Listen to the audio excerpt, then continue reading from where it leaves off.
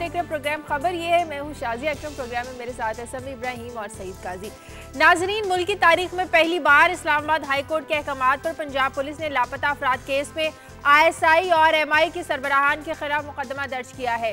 Punjab police के इकदाम ने अब एक नई बहस छेड़ दी है कि क्या पुलिस मुल्क की बड़ी खुफिया एजेंसीज के सरबराहान को गिरफ्तार भी कर सकती है या नहीं। चीफ जस्टिस साहब भी लापता अफराद केस में मुतल्लिका अफसरान की सरजनिश कर चुके हैं। अब सवाल यह है कि अगर खुफिया एजेंसियों के आला अफसरान पर इस तरह के मुकदमा दर्ज होते हैं तो इनकी कारकर्दगी क्या रह जाएगी। साथ ही हम बात करेंगे मुल्क के अवाम की, जो कि लोड शेडिंग के खिलाफ सरापा एहतजाज बने हुए। सदर साहब ने गैर एलानिया लोड शेडिंग पर नोटिस तो ले लिया, लेकिन इस पर अमल नहीं किया गया उनके अहकामात पर कि लोड शेडिंग को फौरी तौर पर ख़त्म किया जाए।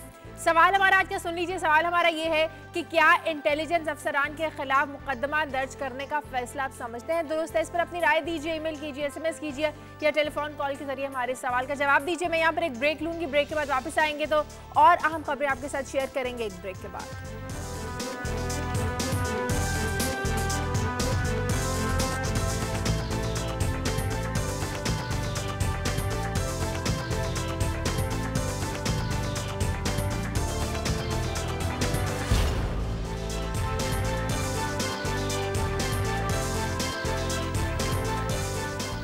ब्रेक के बाद खुशामदीद, कुछ और अहम खबरें भी आपके साथ शेयर करते हैं। सबसे पहले काजी साहब से आज के दिन की खबरें लेते हैं। जी काजी साहब। शाजिया, आगाज़ में बात करेंगे, ये भी एक केस ही है जो रजिस्टर किया है ANF ने, और हनीफ अब्बासी साहब जो कि PMLN के जो रहनुमा भी हैं और मेंबर कौमी असम्बली भी हैं, 500 kg इलीगली हासिल करने पर जो एफेड्रीन है उन पर केस किया गया है और उन्होंने हाई कोर्ट लाहौर को मूव किया है कि ये उनके खिलाफ पोलिटिकल विक्टिमाइजेशन हो रही है। और हाई कोर्ट ने बड़ा मुनासिब इस पर कहा है कि ये कि आप तफ्तीश करते रहें, और साथ ही ANF से उन्होंने मांग ली है रिपोर्ट भी। तो अब ये देखते हैं कि ये क्या मामला है। ANF जो है, एक तरफ तो वो जो गवर्नमेंट है सेंटर में, उस पर भी अली मूसा गिलानी उनकी बेल एक्सटेंड की है उन्होंने। तो ये क्या मामला है, ये शफाफ होकर सामने आए।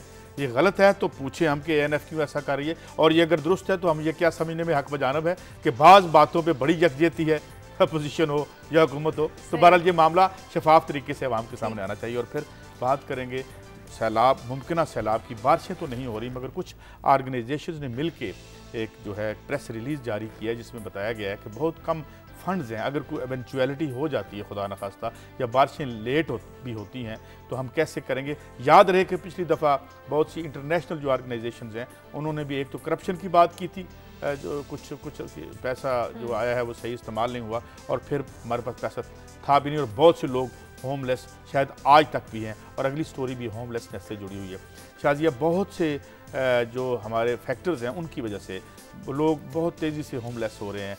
उस एक सर्वे का मैं जिक्र करूंगा, उसमें एक तो इन्फ्लेशन उसकी वजह है, पॉवर्टी है, फिर वॉर ऑन टेरर भी उसकी एक बहुत बड़ी वजह है, और फिर पिछले साल 2010 और 11 में जो लोग होमलेस हुए थे, तो मल्टीपल रीजंस हैं। एग्जाडस जो हो रहा है इस जो रूरल एरिया से इस शहरों की तरफ, उसकी वजह से, तो ये एक बड़ा इशू बन गया है। इस पर बात करेंगे। जी समी साहब। शाजिया, जमातुल दावा के सरबराह हाफिज सईद साहब ने कहा है कि पाकिस्तानी हुकूमत पानी के मामले पर इंडिया से मुज़ाकरात करे, और इंडिया जो है कभी भी काबिल एतमाद दोस्त पाकिस्तान का नहीं बन सकता। दूसरी हम बात करेंगे स्टेट डिपार्टमेंट की एक रिपोर्ट जिसमें कहा गया कि पाकिस्तान में जो मिनॉरिटीज़ हैं उनको मजहबी आज़ादी हासिल नहीं है, उनको विक्टिमाइजेशन की जा रही है उनकी। और हमारे वज़ीर पेट्रोलियम डॉक्टर आसिम हुसैन ने ये कहा है कि अब CNG का दौर गया, हम इसे ख़त्म कर देंगे, आने वाला दौर LPG का होगा। अच्छा।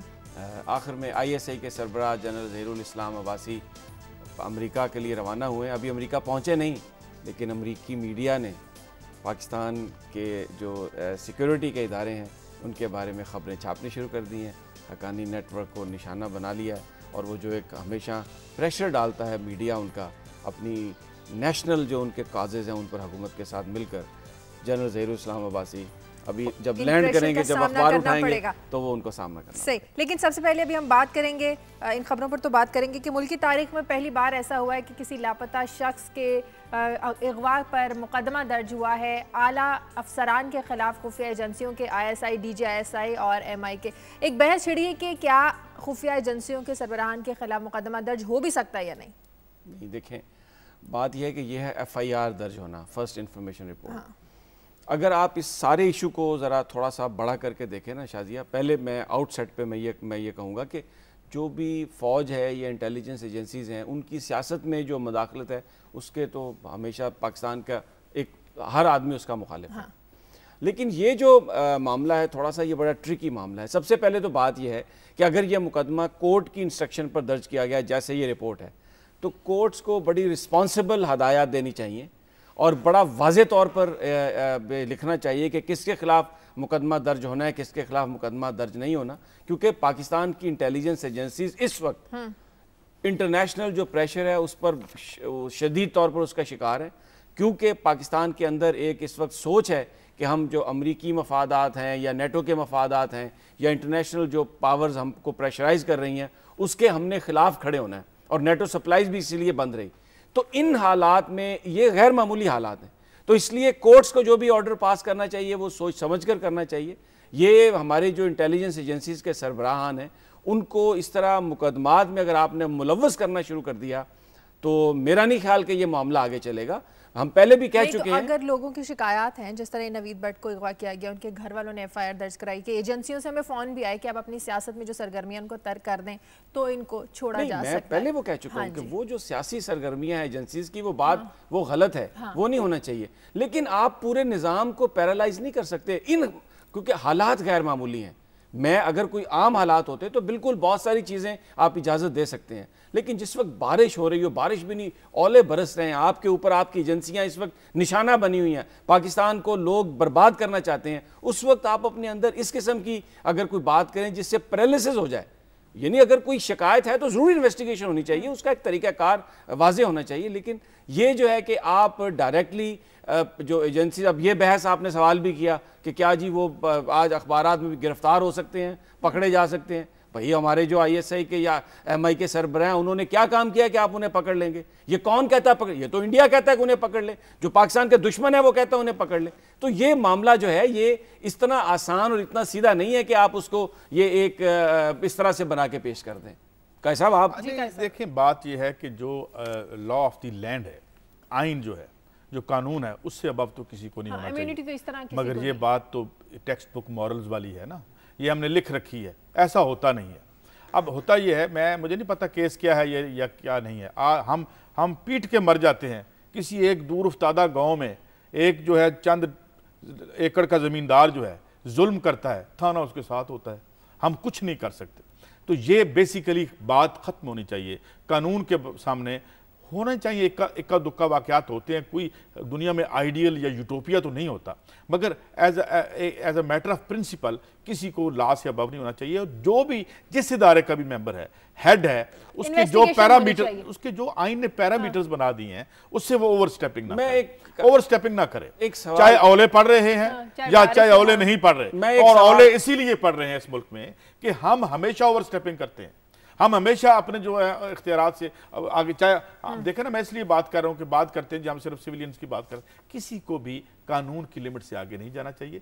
कोर्ट्स को ये बताना चाहिए और ये कोर्ट्स में साबित होना चाहिए कि जनाब ये किसी ने अगर ओवर स्टेपिंग की है तो सजा और जजा का फौज के अंदर भी एक कानून मौजूद है। अभी देखें ना, ब्रिगेडियर अली जो है उनका जो कोर्ट मार्शल हुआ, तो ये सारे अगर इफेक्टिवली काम करें और ये लोग अगर मिसिंग लोग हैं कोई, तो उनको वापस किया जाए और किसी को इस तरह ना उठाया जाए। और अगर किसी ने कोई कानून तोड़ा है, मुल्क का गद्दारी की है, तो कोर्ट ऑफ लॉ में उसको इसके आफ्टर इफेक्ट देखें ना, उस एसएचओ को OSD बना दिया गया। मैं इसमें देखें वो OSD उसमें मैं बाद में बात करता हूँ, लेकिन मैं यहाँ पर एक थोड़ा सा आपको ये बात बताता हूँ कि देखें पाकिस्तान में मुकदमा था जिसमें ये कहा गया, उस वक्त बाबर अवान साहब ने ये कहा कि हम जी ये मालूम कर लेते हैं कि ये नोटिफिकेशन कब आया, किसने किया। लेकिन उस वक्त के वज़ीर कानून जो थे, वो सेक्रेटरी कानून जो थे, वो जस्टिस साकिब निसार थे। ये 4-5 महीने पहले की बात है। तो चीफ जस्टिस साहब ने ये कहा कि नहीं, आप साकिब निसार साहब से पूछगिछ नहीं कर सकते, वो अदलिया के इस वक्त एक आला मोअज़्ज़ज़ जज हैं। एक रिस्पॉन्सिबल एक फैसला किया चीफ जस्टिस साहब ने कि नहीं, एक और हालात के तनाजुर में। अब मैं ये कह रहा हूँ कि इस्लामाबाद हाई कोर्ट ने ऑर्डर तो दिया कि जी आप FIR दर्ज करें पंजाब पुलिस को, लेकिन वो जो पुलिस ने आगे से अपनी जान बचाने के लिए सीधा पर्चा ही जो है वो DGMI और DGISI पर ठोक दिया। अब वो जो पुलिस अफसरान, देखिए जज साहब भी जब ऑर्डर देते हैं तो उनको भी बड़ी वजाहत से ये फैसले में लिखना चाहिए। जज साहब ने तो ऑर्डर दिया था ना कि बाज़याब करवाया जाए। बाज़याब देखिए, एक तो मसला ये है कि जो मिसिंग पर्सन वाला जो मामला है ना, इसमें फैसला अभी तक कोई नहीं आया। रिमार्क्स जो है ना अदालत के, वो हेडलाइंस बन रहे हैं, जिसके साथ एक तासुर अमूमी मुल्क में क्या है कि जनाब ये जो इंटेलिजेंस एजेंसीज हैं, इन्होंने तमाम जो मिसिंग पर्सन जो इनके पास हैं, और ये कोई बड़े अगवा कुनिंदा, ये वो अगवा करने वालों में हैं, लोगों को उठा लेते हैं। देखिए ये बात सही है कि माजी में एजेंसीज का किरदार ऐसा रहा है, और अगर ये भी मामला ऐसा है तो उसकी एक प्रॉपर इन्वेस्टिगेशन होनी चाहिए। लेकिन हमारे जो इदारे हैं उनकी सैंक्टिटी को बर्बाद नहीं होना चाहिए, इसलिए कि हमारा जो मुस्तकबिल है, हमारी जो सिक्योरिटी है, वो इन इदारों पर डिपेंड करती है। एक कॉलर है मियां चैनू से, तारिक। हेलो, अस्सलाम वालेकुम जी। वालेकुम सलाम जी। मैं ये सिर्फ जो आज का मौजू है कि आला अफसरान जो मुल्क के हमारे आला अफसर हैं उनके खिलाफ मुकदमा दर्ज हो गया है। मेरा सिर्फ सवाल ये है आप तीनों से कि जब हमारा मुल्क एक इस्लामी जमहूरियत पाकिस्तान है, इसमें मसावत सबके लिए है, जब किसी गरीब के खिलाफ FIR कटती है तो उस टाइम तो आप और हम ये तो नहीं कहते हैं कि ये एकदम FIR कट गई है और इसको उठा लेते हैं, बगैर FIR आदमी उठा लेते हैं। ये तो मसला तो बड़ा एक अहम है। एक घर का बेटा, बीवी का शौहर, बच्चों का वालिदैन, उसको उठा लिया जाता है, वो 1 साल से 2 साल पता भी नहीं होता है। उसके बारे में ये जो आला एजेंसी है, कभी ये गद्दारी के चक्कर में, कभी किसी भी चक्कर में, लेकिन जब उन्हें उठा के गिरफ्त किया जाता है उन घरानों का, उन लोगों का। बहुत शुक्रिया तारिक आपका, ये बात उन्होंने बिल्कुल ठीक की। मैंने यही बात की जो उन्होंने ये बात की कानून सबके कि कहाँ जहाँ भी कोई कानून तोड़ रहा है बिला लिहाज व मर्तबा और मनसब, वो जो उसको कानून उसके बारे में हरकत में आना चाहिए।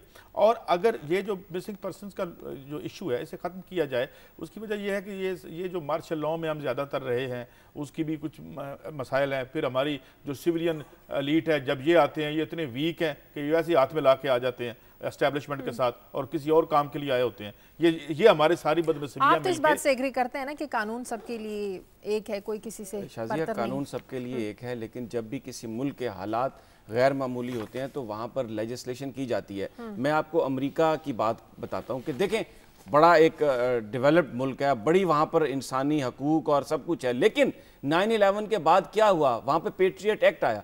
उन्होंने जो आम अमेरिकी शहरी है ये करार दे दिया, ये अब कानूनी बात है, वहाँ पर किसी भी अमेरिकी शहरी को वहाँ की पुलिस जो है वो उठा सकती है अगर वो ये समझे कि ये अमेरिका के मुखालिफ सरगर्मियों में है। और फिर ये भी कानून में इस बात का इख्तियार दिया गया है कि इदारे जो उठाने वाले हैं वो उसको बताएं कि तुम्हें किसी वकील का इख्तियार नहीं है, तुम्हारे खिलाफ जो एविडेंस है वो भी हम तुम्हें देखने के इख्तियार नहीं है। इसको उन्होंने कानूनी प्रोटेक्शन दी, क्योंकि मुल्क में गैर मामूली हालात थे, दहशतगर्दी का मुल्क शिकार हो रहा था। तो यहाँ पर जो इस मसले का हल तलाश करने के लिए ये ज़रूरी है कि आप अपनी जो एजेंसीज हैं उनको एम्पावर करें, कानून में तब्दीली पैदा करें। ये मिसिंग पर्सन क्यों होते हैं? इसलिए कि एजेंसीज को इस बात का कानूनी तौर पर इख्तियार ही नहीं है कि वो उनसे इन्वेस्टिगेट कर सके। अब लॉ एंड ऑर्डर को भी सेव करना, लोगों की जिंदगियों को बचाना भी उनका फरीजा है। वो फिर क्या करें? ये पार्लियामेंट का काम है, इस पर डायरेक्शन भी दे चुके हैं चीफ जस्टिस साहब कि आप इसमें कानून साजी करके एम्पावर करें ताकि कोई पर्सन मिसिंग ना हो, किसी को उठाया जाए तो वो पता हो उसके लवाहिकीन केस को उठा लिया गया।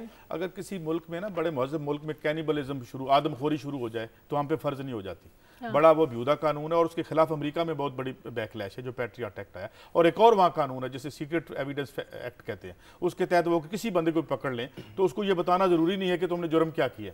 और बेसिकली ये जो कानून है, अब जो बैकलैश अगर इकोनॉमिक इस डिप्रेशन के बाद एक जो जिस तरह वहाँ पे शुरू हो गया है एक एहतजाज, तो ये उन लोगों के खिलाफ पॉलिटिकली इस्तेमाल होगा। एक क्लास दूसरी क्लास के खिलाफ करेगी। कानून मबनी बर इंसाफ होने चाहिए, यहाँ कोई पैट्रियट एक्ट नहीं बनना चाहिए। अमेरिका जैसी अमरीत जिस तरह उन्होंने अपने अवाम पर मुसल्लत कर रखी है जमहूरियत के नाम पे, वो नहीं होनी चाहिए। ये सिर्फ इनका मैं देखिए ये कितना इंसान को अपने जिस्म से प्यार होता है और कितना हम धोते हैं, सब कुछ करते हैं, लेकिन अगर इस हाथ पर कैंसर निकल आए ना तो जान बचाने के लिए आपको ये हाथ काटना पड़ता है। इसका ये मतलब नहीं है कि आपको अपने बाकी जिस्म को बचाने के लिए। मैं ये कह रहा हूं कि बिल्कुल किसी पे जबर नहीं होना चाहिए, किसी पर जुल्म नहीं होना चाहिए, लेकिन उन लोगों के साथ आप कैसे डील करेंगे जो आके बस्तियों की बस्तियां उजाड़ रहे हैं, जो आप घर से जाते हैं सामान लेने के लिए और अचानक बम फटता है और हर चीज तबाह हो जाती है, कैसे आप उनसे डील करेंगे? आप उनको क्या आप उनको राइट देंगे? अमेरिका की हुकूमत जो यहाँ ड्रोन फेंक रही है उसका आप क्या करेंगे? यहाँ पे मतलब है यहाँ पे 1130 बच्चे भूख से डेली जो मर रहे हैं, तो जो नोबेल प्राइज दिए हुक्मरानों को, ये कैंसर कहां पे है? मेरा आपका झगड़ा ये नहीं है कि मैं ये नहीं कहता कि आप कैंसर को पालें, आपने कैंसर जहां बना रखा है वहां नहीं है, कैंसर वहां पे है जहां पे करप्शन है, जिसकी वजह से आबादियों की तजलील हो रही है, वो बर्बाद हो रही है। और जब उस क्लास के तहफ़्फ़ुज़ के लिए 2 नंबर कवानीन बनाए जाते हैं और वो 2 नंबर तरीके से इस्तेमाल होते हैं, जो तबकाती अपनी जो है वो जिंदगी के लिए उन्होंने अपनी दवाम के लिए रखे हैं, तो वो गलत है। उनको इस बात पे नहीं हमें करना चाहिए। आम आदमी यहाँ का बहुत पैट्रियट है, बहुत ज्यादा वो मुहब्बे वतन भी है, बहुत ज्यादा मुहब्बे वतन है। तो मेरे ख्याल में सही बात है आपकी, ये तो उन लोगों के लिए है जो हो क्या रहा है। शाजिया इस वक्त सबसे बड़ा आवाम को दुख पता क्या है कि जराइम पेशा लोगों का रियासत तहफ़्फ़ुज़ करना शुरू कर रही है। जिन लोगों को जेल में होना चाहिए वो हमारे ऊपर मुसल्लत है। ये इशू हो गया। एक कॉलर है मुल्तान से, शफीक। हेलो जी, अस्सलाम वालेकुम। जी वालेकुम सलाम। जी शफीक साहब। हाँ जी, शफीक बोल रहा हूँ मुल्तान से जी। मैं आपका प्रोग्राम रोजाना बहुत शौक से देखता हूँ और सुनता हूँ, और समी इब्राहिम से मेरा रोज इख्तलाफ होता है, लेकिन आज मेरा समी इब्राहिम साहब से बिल्कुल मैं इनकी तारीफ करता हूँ। और हर मुल्क के हालात, उसके वाक़यात, उसके हिसाब से कानून साजी होनी चाहिए। और जो ये कह रहे हैं, अगर सुप्रीम कोर्ट हमारी इंटेलिजेंस एजेंसीज पर इस तरह मुकदमे दायर करवाए तो सबसे पहले हमारे हुक्मरानों को अंदर करे, और ये एक आइडियल पोजीशन में इस किस्म के मुकदमे दाखिल होने जरूर चाहिए कि अगर मुल्क के हालात एक आइडियल पोजीशन में चल रहे हैं, जिस मुल्क के हालात कानून शक्ली पर चल रहे हैं, जिस मुल्क में कोई कानून ना हो, उस मुल्क में सिर्फ हमारी इंटेलिजेंस एजेंसीज पर मुकदमे दायर करके इस मुल्क के हालात को ठीक नहीं किया जा सकता।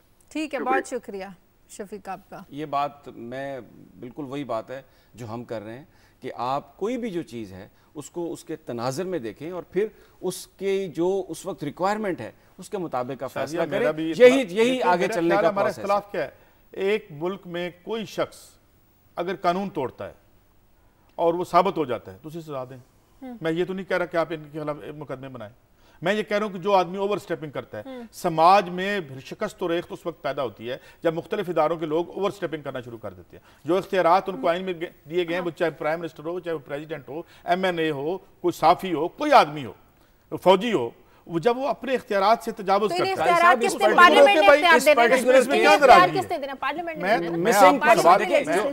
साहब जो मिसिंग पर्सन का केस है ना, उसमें मामला ये है कि हमारे जो पार्लियामेंट है उसने ऐसी कानून साजी नहीं की कि जो लोग इस वक्त मुल्क में किसी भी वजह से कानून को अपने हाथ में लेने की कोशिश करते हैं, चाहे वो मजहबी वजह हो, चाहे वो अखलाकी वजह हो, एक्स्ट्रा जुडिशियल किलिंग शुरू करनी नहीं, एक्स्ट्रा जुडिशियल मार दे क्या करें? नहीं सर, उनको एम्पावर करें आप अपनी एजेंसी को, बात क्या है? उनको उठा सके, उनको इन्वेस्टिगेशन उनसे कर सके, फिर कोई मिसिंग पर्सन ही नहीं। बात सुने, जब आपने कोई लीगल आपने लॉ मेकिंग नहीं कर रखी, तो हम इसी चीज को पॉइंट आउट कर रहे हैं कि होनी चाहिए लॉ मेकिंग। 4 उठाएंगे जो बाकी उठाने वाले हैं, 6 वो उठा लेंगे जहां पे और जिस तरह समाज में हो रहा है। सबको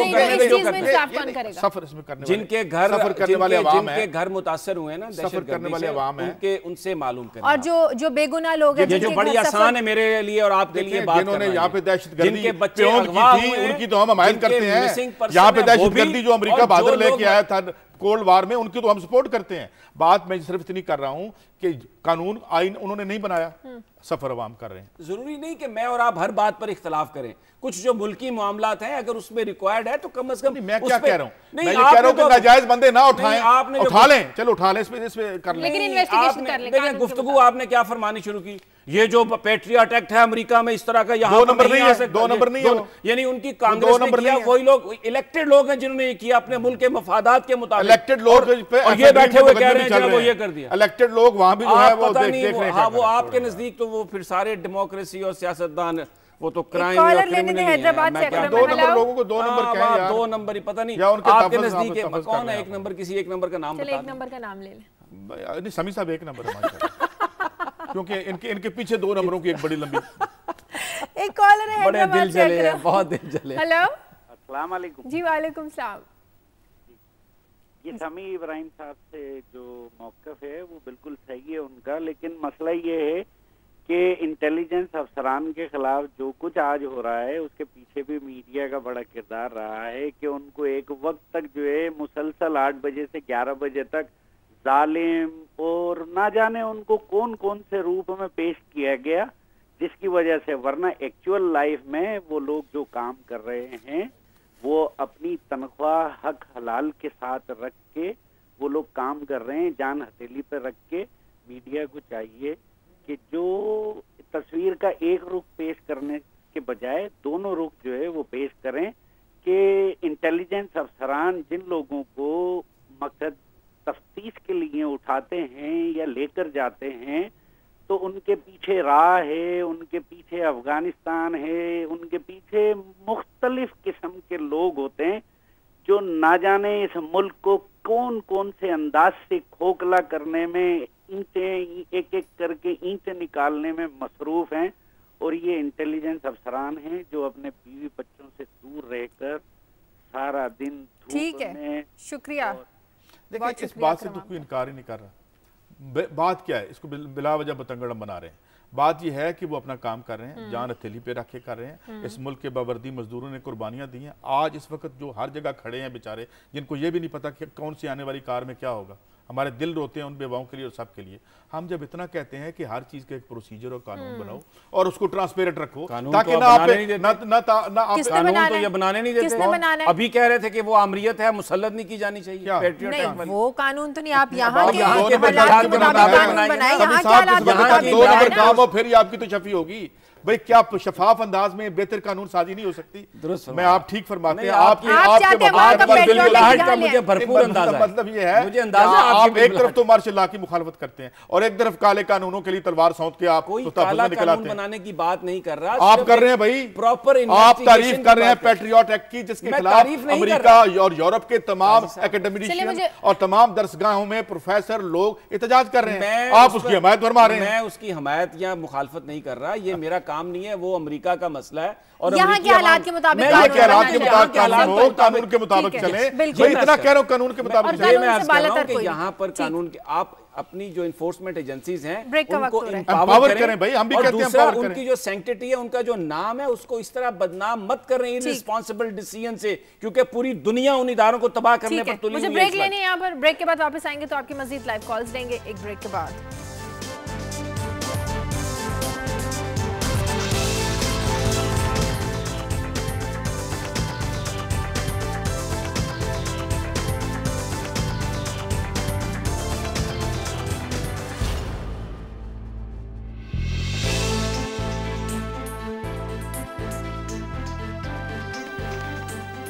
ब्रेक के बाद खुशामदीद नाज़रीन। पूरे मुल्क में आवाम जो है वो लोड शेडिंग के खिलाफ सरापा एहतजाज हैं। वापडा के दफातर को जलाया जा रहा है, रोड्स को ब्लॉक किया जा रहा है। अहम बात यह है कि कल मोटरवे को ब्लॉक किया गया। जब मुजाहिरीन इस तरह एहतजाज के लिए बाहर निकलते हैं तो समी साहब काजी साहब फिर लोग कहते हैं कि सियासत चमकाई जा रही है, पंजाब के इमाम पर ये सब कुछ किया जा रहा है। एक दिलचस्प बात और है, जो कल जो मैंने टीवी टॉक शोज देखे शाम को और जिसमें ये पीपल्स पार्टी के लोग आए, तो उसमें बड़े वाज़े तौर पे ना उन्होंने कहा भाई देखें इसमें तो हम भी जो है जरूर एक ऐसा कैफियत तासुर दे रहे थे कि वो भी इस जुलूस में शामिल हैं, इस प्रोटेस्ट में शामिल है।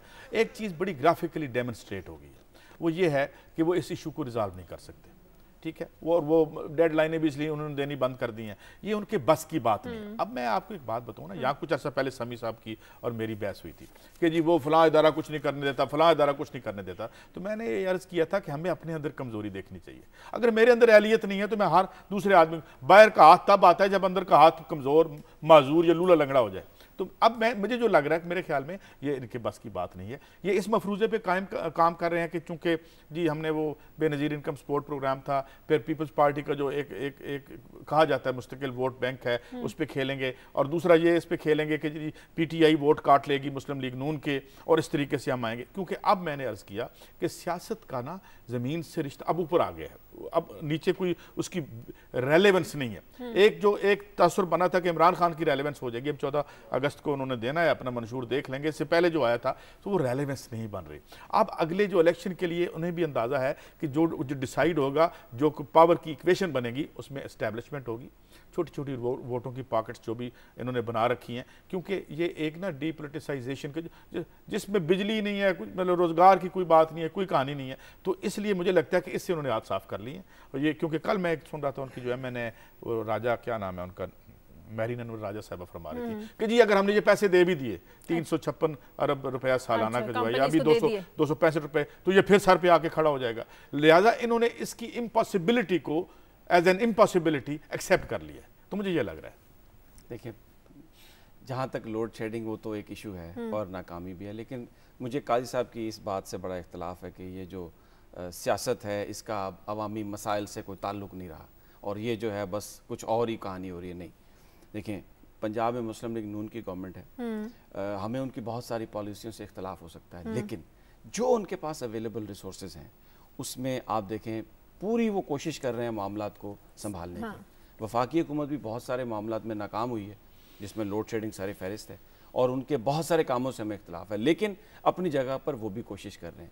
वसाइल नहीं है, नाअहलियत भी उसमें शामिल होगी, उसकी वजह से डिलीवर मामला नहीं हो पा रहा। लेकिन मैं ये बात मानने के लिए तैयार नहीं हूँ कि जो पाकिस्तान के सियासतदान हैं उनका पाकिस्तान के अवाम से कोई वो कनेक्ट ही नहीं है, वो उनके मसले हल ही नहीं करना चाहते और अब बस इन सियासतदानों को एक जहाज़ में बिठा के कहीं और भेज दो और कोई 2-4 और लोग बुला के तो सेटल। मैं तो जहाज में तो मैं कहाँ भेजूंगा जी, वो यहीं बैठेंगे, यहाँ हुकूमत करेंगे, मैं इस बात वो इस तरह करेंगे, वो फ्रांस में अपने महल में तशरीफ फरमा होंगे, वहाँ पे सो जाया करेंगे जाके, और बहुत सी अच्छी मकामात हैं। मैं ये कह रहा हूँ कि ये एक पीरियड है, एक लल का, एक सियासत में पीरियड्स आते हैं, पिछले 20 साल से ये पीरियड चल रहा है, ठीक है। उसमें यह है कि नजरियाती सियासत का खात्मा हो गया। अब सियासत क्या है, वो एक ना it is a visa to big wealth, big money उसका बन गया है। और अवाम के अगर मसाइल हल होते, LPG 16 रुपए फिर उन्होंने स्लैब कर दी, कल की बात है, ठीक है, उसकी ये जाने बगैर के ये मैं इसलिए कि इन्होंने एक फ़र्ज़ कर लिया है।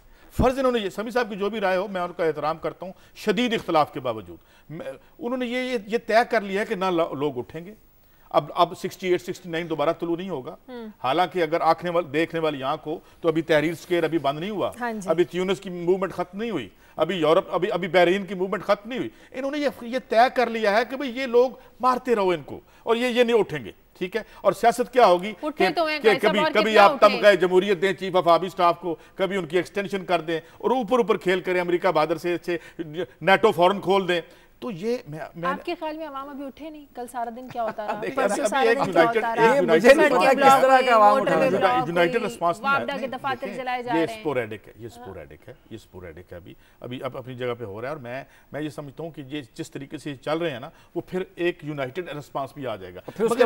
मगर इन्होंने ये असर दे रखा है, वो तो देख लेंगे ना क्या होगा। फिर मैं वो ये कहना चाहता हूं, फिर आपके दोस्त फिर रेशा दवानियां करके वही आ जाएंगे। अभी किसी तरह ये मैंडेट का एहतराम नहीं कर सकते। तहरीर स्क्वायर की अभी बात कर रहे हैं ना, अच्छा, अब लोगों ने मिस्र के लोगों ने मैंडेट दिया, नुमाइंदे ने मुझे बताया है कि कल मुझे नुमाइंदे ने बताया कि पिछली रात 10 बजे से लेके अब तक, यानी 2 बजे, कल 2 बजे तक कहते जी चकवाल में बिजली नहीं। कितना एहतराम कर रहे हैं इस मैंडेट का जो इनको मिला है।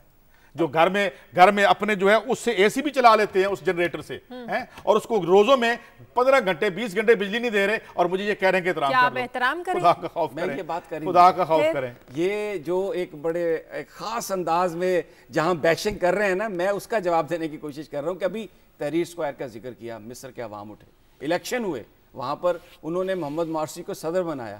जरा इनसे पूछें, मोहम्मद मार्सी ये 4 दिन पहले जब मैंने कहा मैं इनसे पूछूंगा, उसको अमेरिका का एजेंट करार दे दिया, उसको ये कहा कि ये क्या हो गया, उसको वज़ीर आज़म बना दिया। ये अब अवामी मैंडेट का और सियासत का एहतराम है ही नहीं। ये उसका अवामी मैंडेट के चीथड़े उड़ा देते हैं असेंबलियों में बैठ के, ये जाके कानून बनाते हैं। अभी जब हमने जब 20 दिन हुए हैं यार, मैं बताऊं, अवामी मैंडेट जब मैं ये कहता हूं कि एंटी पीपल बजट क्यों बनाते हैं आप? IMF के रिटायर्ड और हाजिर मुलाजमों को क्यों अपने वजीर, आप क्यों नहीं मुबशर हसन जैसा बंदा वजीर खजाना बनाते, जो अमीरों को प्रो रिच जो है वो रिफॉर्म करता है और एंटी पुअर जो है वो कानून बनाता है। कहते नहीं, ये इसको मैंडेट मिला हुआ है, इससे अवाम को ज़िबा करने का मैंडेट मिला हुआ है, शायद ये कहना चाह रहे हैं आप। हम तो ये कहते ही नहीं। फिर आप क्या कहते हैं? आपके फिर हम किससे कहें? मुझे ये बताएं कि जब अवाम ये कहते हैं कि आप मुझे बिजली नहीं दे रहे, आप मुझे रोजगार नहीं दे रहे, आप जो है, मैं अभी एक स्टोरी है, तो फिर आप मैंडेट का एहतराम कैसे करें? मुझे कॉल लेने दें, आप स्टोरी मैं और सेंस में कह रहा हूं। मैं अभी ये बात हो रही थी तहरीर स्क्वायर और जो इन्होंने दूसरे इनकलाबात का हवाला दिया, उनके वहां के जो इलेक्शन के नतायज हैं, लोगों ने जो इतनी जिद्दोजहद के बाद चीज हासिल की है, पूछे इनसे। मैं 2 दिन से पहले क्या क्या बता देता हूं, जब आप कि वो अमेरिकी बना लिया, मोहम्मद मोर्सी ले आ गया। शाजिया इस बात पे सारे पॉलिटिकल, इवन इनका एक सेंट्रल एग्जीक्यूटिव का मेंबर, मैं उसका नाम नहीं लेता, उसने मुझे सामने कहा जी इस इलेक्शन में भी 30 सीटें हमारी चोरी की गई थी, एस्टेब्लिशमेंट ने की थी। अच्छा, पाकिस्तान में हर बंदे का इत्तेफाक है कि 70 का इलेक्शन छोड़ के हर इलेक्शन के रिजल्ट टेलर हुए हैं, और वहां जहां पे जर्नैल बैठे हुए हैं, वो जर्नैल अपने खिलाफ जीतने देते उस बंदे को जो उनके एंटी था, वो उसी को जीतने देंगे हजूर। जैसे ज़ियाउल हक साहब ने जान जुनेजो साहब को लेके आए, जैसे शौकत अजीज और जफर जमाली को हैं वो यहाँ पे परवेज मुशर्रफ लेके आए। तो मैंने जब सूरत हाल बताई, तो अब आज इन्होंने, जब मैं हमेशा ये कहता हूं कि सियासत, असल जो सियासत है, जो डेमोक्रेसी है, वो बुनियादी तौर पर इन्हीं, अभी ये खुद कहा कि ज़ियाउल हक उसको लेके आए, मुशर्रफ उसको लेके आए। मैं ये कहता हूं कि सियासतदानों को सिर्फ बदनाम किया गया,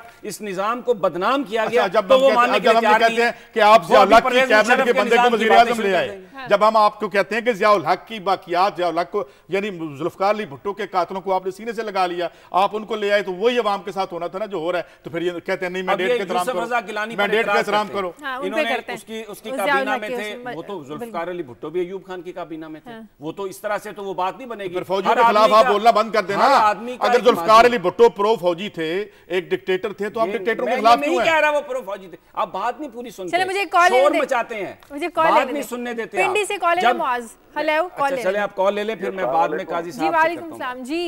ये कोई भी मौजू हो तो वो इब्राहिम समी साहब और काई साहब के दरमियान जमहूरियत का झगड़ा बन जाता है। तो मैं काई साहब की फेवर में ये कहना चाहूँगा कि अल्लामा इकबाल ने फरमाया था कि जमहूरियत एक निज़ाम हुकूमत है जिसमें अफराद को गिना जाता है, तोला नहीं जाता। तो यहाँ पर जो तोलने का निज़ाम है दफ़ा 62-63, वो क्यों नहीं रूबाकार आता है, इस पर भी बहस होनी चाहिए। दूसरी बात, जो ओवर स्टेपिंग की बात की काई साहब ने, तो ओवर स्टेपिंग कहाँ नहीं होती, आपके प्रोग्राम में होती है, एंकर पर्सन को कोई अहमियत नहीं देते, हम बहस शुरू कर देते हैं, ये भी ओवर स्टेपिंग है। तो इससे भी परहेज की जानी चाहिए ताकि रोल मॉडल तो आप बने। और तीसरी बात ये मैं कहना चाहूंगा कि आप लोड शेडिंग पर बात कर रहे हैं, हम यहाँ एफ ब्लॉक रावलपिंडी में रह रहे हैं, हमें कई यानी पिछले 1 हफ्ते से पानी की बूंद नहीं मिली है, और जहाँ से हम टैंकर मंगवाते हैं यहाँ तो ट्यूबवेल और वो जो फिल्ट्रेशन प्लांट है उनको ताले लग गए हैं कि जी बेड जो है वाटर बेड उसका लेवल डाउन हो गया है, और कोई काम नहीं कर रहा वासा। और वहाँ टैंकर लेने जाते हैं, वहाँ भी एमपीएस और एमएनएस की सिफारिशों पर टैंकर दिए जाते हैं। तो अवाम कहाँ जाए जहाँ पीने का पानी बुनियादी जरूरत है वो नहीं मिल रहा, बिजली नहीं मिल रही, इज्जत नफ्स नहीं है। तो आप जो है जमहूरियत की बहस में पड़े हुए, जमहूरियत तो खुद नाकाम इन्होंने कर दी है। जो जमहूरियत में वजन का जो निज़ाम है, तोलने का जो निज़ाम है, उसको रूबकार नहीं कर रहे हैं। ठीक है, बहुत शुक्रिया मौज आपका।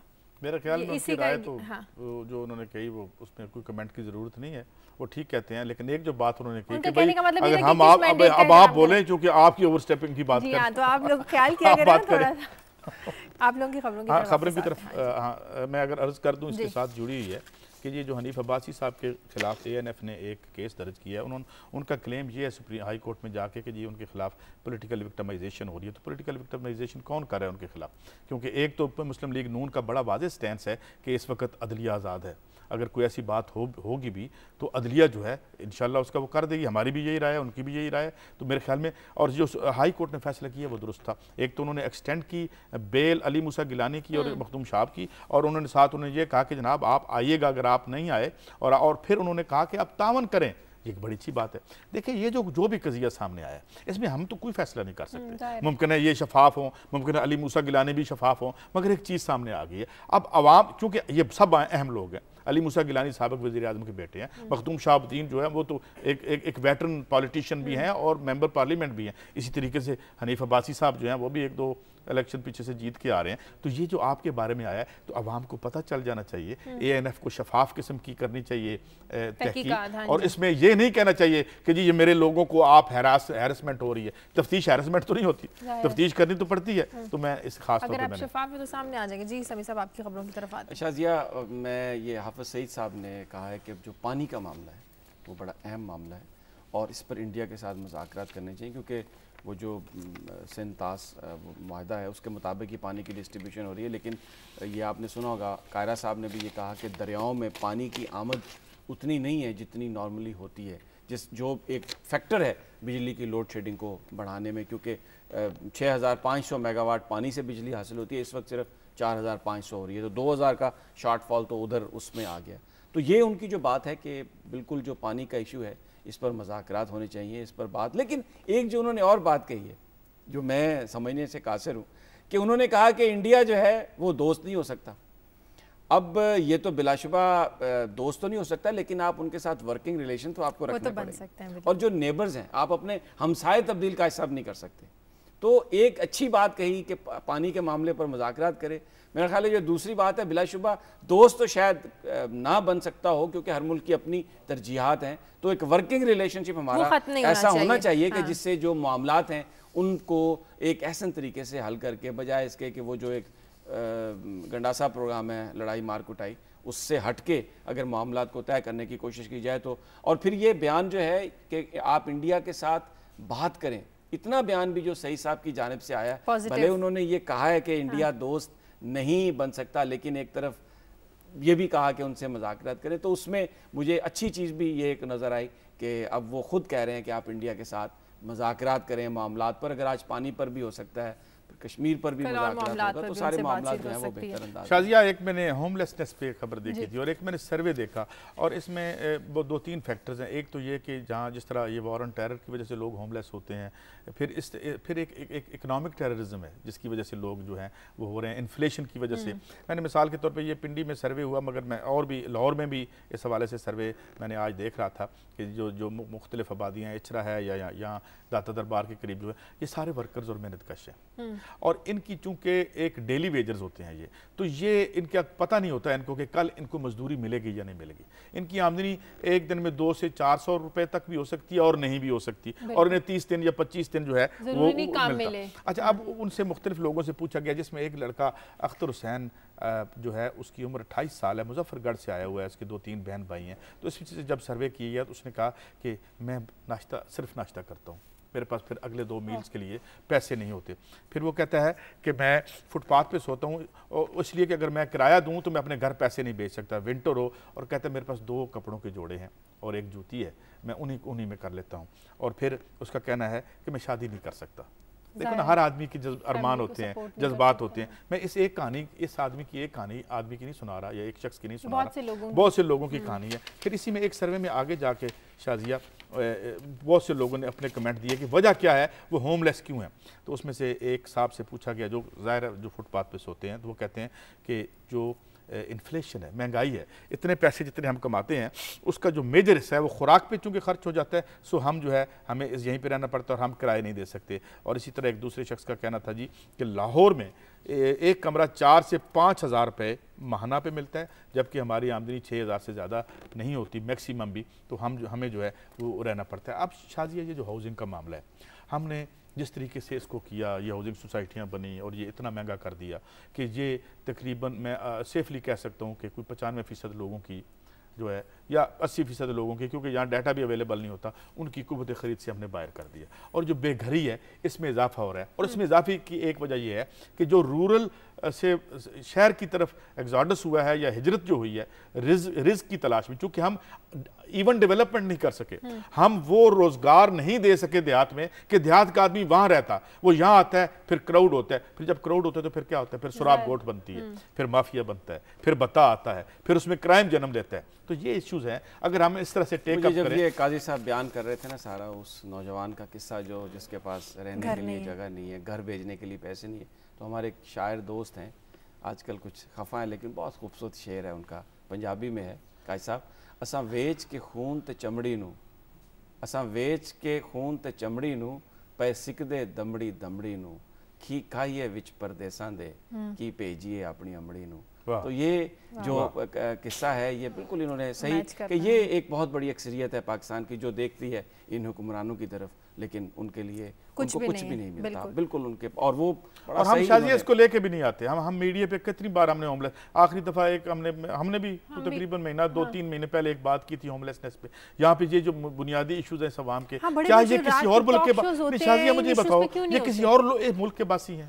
क्या इस मुल्क की रियलिटी से इनको इस मुल्क की जो पॉलिसीज है? अच्छा, आप देखें आर्टिकल 19A में पढ़ रहा था कि हर एक डिग्निफाइड जिंदगी जो है वो देना रियासत का फर्ज है। अब आर्टिकल गालबन 37D है जिसमें कहते हैं कि शेल्टर देना जो है वो उसको रियासत की जिम्मेदारी है। लेकिन यही वो इस्तिस्ना वाली देख रहे हैं, हम उधर देख रहे हैं, उधर देख इस आवाम का। और जब मैं ये कहता हूँ ना, ये है आपके डिस्कनेक्ट की वजह। किसी दिन एक प्रोग्राम जाके कर लेते हैं, वहाँ बैठ के DSNG ले जाते हैं और यहाँ पे ये सोए होते हैं रात को, तो फिर देखेंगे कि क्या इस मुल्क के हुक्मरानों का डिस्कनेक्ट इन लोगों से है या नहीं। एक डिस्कनेक्ट है जिसकी वजह से ये सारे मामलात हैं। मैं एक छोटा सा कॉलर लेने से पहले, जो मैंने ये आपने कहा कि पॉलिसीज कैसे बनती हैं, अब नई पॉलिसी जो वजीर पेट्रोलियम ने अनाउंस की है कि CNG का दौर चला गया, अब LPG का दौर आएगा। इस मुल्क में 6000 से ज़्यादा CNG गैस स्टेशन हैं, लोगों का रोज़गार वाबस्ता है। और अब पॉलिसी तब्दील कर दी गई है कि जनाब अगला जो आने वाले 1-2 सालों में 15-15 साल की जिनकी लीज़ वो जो एक्सपायर हो जाएगी उनकी रिन्यू नहीं की जाएगी। LPG के 100 हमने गैस स्टेशन के लाइसेंस दे दिए, मजीद आगे दे दिए जाएंगे। इतना अरबों रुपए का लोगों ने बाहर से सामान मंगवा के ये CNG स्टेशन लगवाए। तो ये जो पॉलिसी, आप बिल्कुल सही कह रहे हैं काजी साहब, कि जब पॉलिसी हमारे लोग बनाते हैं तो उसको बिल्कुल ये देखा नहीं जाता कि हमारी तरजीहात क्या है। एक बनाई गवर्नमेंट ने CNG की पॉलिसी, अब अगली ने LPG की बना दी है, उससे बाद में जो आने वाली है वो कुछ और। एक कॉलर है मुजफ्फरगढ़ से, शकील। हेलो, अस्सलाम वालेकुम दीदी, शकील दा बात कर रहा हूँ मुजफ्फरगढ़ से। जी बात कीजिए। आपका प्रोग्राम बहुत अच्छा है। समी इब्राहिम साहब और सईद काजी साहब ये लेजेंड लोग हैं। इनकी मुल्क की सूरत हाल पर बड़ी गहरी नजर होती है। मैं इनको यही गुजारिश करता हूँ कि 18 करोड़ 20 करोड़ अवाम का आपको देख रहे हैं, आप सहाफ़ी हजरात को, आप तजियाकारों को, हमारा सारा जो सियासतदाने के ऊपर जो हम डिपेंड करते थे, ये लोग हमारे मुल्क को, कायद की तस्वीर को, इकबाल के ख्वाबों की ताबीर को ये बेच कर निकल जाएंगे। खुदा के लिए आप लोग 18 करोड़ 20 करोड़ अवाम को बताएं, इन सारे जो मसाइल हैं इनका स्पेसिफिक सोल्यूशन बताएं। अवाम क्या करे, कहाँ जाएं? आप देखिए लोड शेडिंग ने दहशतगर्दी से भी ज्यादा ये मतलब ये चीज बिगड़ चुकी है। फुटपाथ पर लोग सोए हुए हैं। इसके लिए मैं एक शेर आपको अर्ज करता हूँ, सराकी नहीं है। साडे बेट ते गुरबत छा गई है, असा बेट जा छाई वेच डिचन, असा झोंक दे सावे वण वेचे, असा पीघा लाही वेच डिचन, साडे माल विका गन मंडियां ते, असा काने काही वेच डिचन, तू आसिफ वंगा अज घिन नहीं, असा कदन जा बाही वेच डिचन। खुदारा सर कोई स्पेसिफिक सॉल्यूशन बताएं। ठीक है, बहुत शुक्रिया शकील आपका। ये एक बात का साहब हम हमेशा डिस्कस करते हैं। देखिए मीडिया का काम तो हम चीज़ों को हाईलाइट कर सकते हैं और फिर उसको जो भी थोड़ा बहुत उसमें एक मुतबादल जाए उसको हाईलाइट कर सकते हैं, लेकिन ये एग्जीक्यूशन काम सियासतदानों का है, हुक्मरानों का है और उनको आवाम ही इलेक्ट करके। एग्जीक्यूशन की हम बात क्यों छुपा के करें उनसे? बात यह है कि आपके इस मुल्क के और पूरी दुनिया में ये सवाल उठ खड़ा हुआ है कि सारे जो वसाइल हैं वो एक टाइनी सी जो एक एलीट है, वो जिसने रूल्स ऑफ बिजनेस, जो गेम के जो असूल थे, कवानीन थे खेलने के, उसको उसने वायोलेट किया है। अभी मैंने 2 दिन पहले खबर दी कि 13 ट्रिलियन पाउंड से 20 ट्रिलियन पाउंड तक 2 नंबर पैसे जो है इनके पड़े। और ये मैं नहीं कह रहा, ये गार्जियन कह रहा है, जो कि उनका बड़ा अखबार है। तो मेरे ख्याल में जब तक ये अवाम के वसाइल का रुख अवाम की तरफ नहीं होगा उस वक्त तक मसला। मीडिया की उन्होंने बात की, एक सिर्फ आखिरी बात करना चाहता हूँ जो मैंने खबर दी थी कि ISI के सरबराह अभी अमेरिका लैंड करने वाले हैं कायद साहब, और न्यूयॉर्क टाइम्स ने फ्रंट पेज पे जो मेन स्टोरी है वो उसमें लगाई है कि ISI हकानी ग्रुप के साथ है अफगानिस्तान में मामला इस तरह से, और साथ में ये बात कही है कि अब यहाँ पर जो वाशिंगटन में जो डिप्लोमेट्स हैं वो ये बात बिल्कुल तय कर चुके हैं, अब ये मामला सिर्फ टाइम का है कि अब एक वाक़या भी हुआ तो बिल्कुल पाकिस्तान पर जो बड़े भरपूर अंदाज में ड्रोन एजेक्ट कर दिए जाएंगे, सफ़ीर को वापस बुला लिया जाएगा। तो वही धमकियाँ में, मैं सिर्फ कॉलर ने भी ये बात कही कि लोग मीडिया की तरफ देखते हैं, बड़ा रिस्पॉन्सिबल रोल है।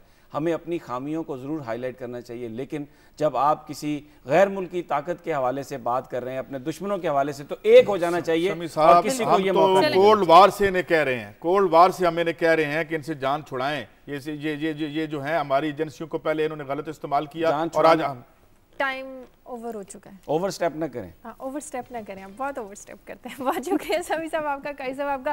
प्रोग्राम का वक्त खत्म हो गया। प्रोग्राम के लिए फीडबैक दीजिए खबर@दुनिया TV.tv पर। इजाजत दीजिए।